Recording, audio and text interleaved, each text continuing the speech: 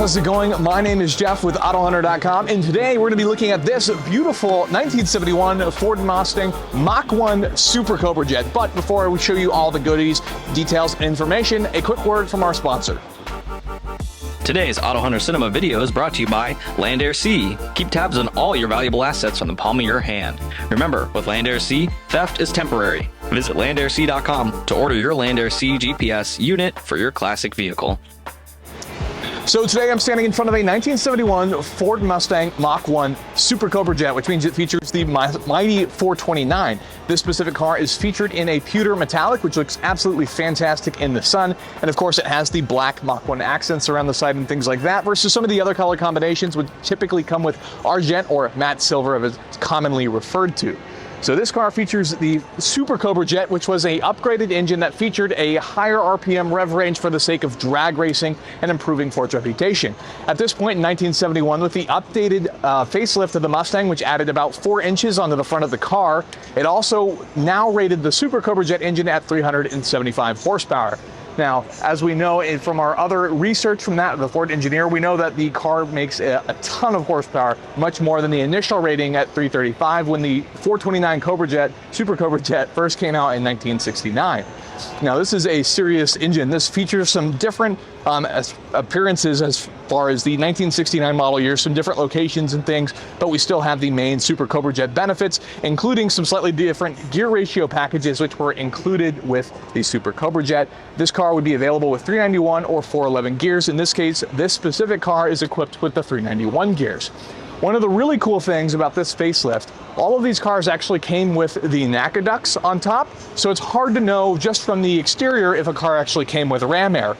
But if we take a look at the engine, you'll note that this one has the rubber gasket around it, and of course we can see all of the vacuum underpinnings and things like that on the underside of the hood.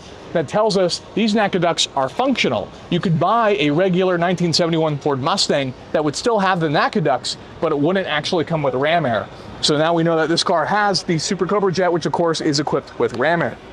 Coming around the side here, we of course have our stereotypical factory 71 Ford Mustang wheels there, which look fantastic, of course, on the wide ovals to keep that factory look as it would have looked coming off the production line in 1971, again with our more Mach 1 black graphics. Coming back to the interior here, so let's go ahead and let's take a look at what's going on inside.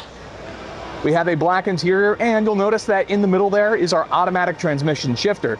This car features the C6 automatic select shift, which was chosen because of its easier lack of complexity essentially for drag racing, which is perfect because when you're drag racing or racing for any kind of that matter, you don't want a complex transmission that'll spend lots of time or is more likely to break. So this has the C6 select shift, which was often considered a heavy-duty transmission from the Ford side of things. Coming back here, we of course have the sports roof, or fastback as it's sometimes referred to, which has of course a window that you'll have a hard time seeing out of, but I think it looks fantastic. The sports roof on this later generation, when I say later generation, it's still first gen technically, just the last facelift for these cars, and of course features these slightly different taillights. What's kind of interesting about this generation of Mustang is that at this time, the cars were getting significantly larger than when they first came out in 1964 and a half, and these were almost gearing more towards the luxury side of things. And by this time, Lee Iacocca wasn't having much sort of input into the total design language that was getting done to the Mustang.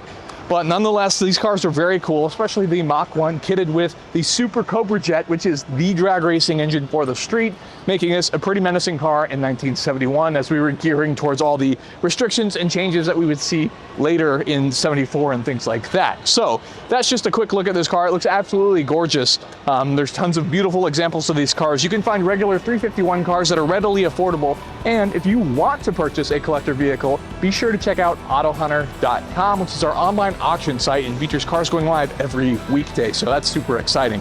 If you could go ahead and throw a like on this video, we'd really appreciate it, and get subscribed as we release videos like this regularly. Thank you so much for watching.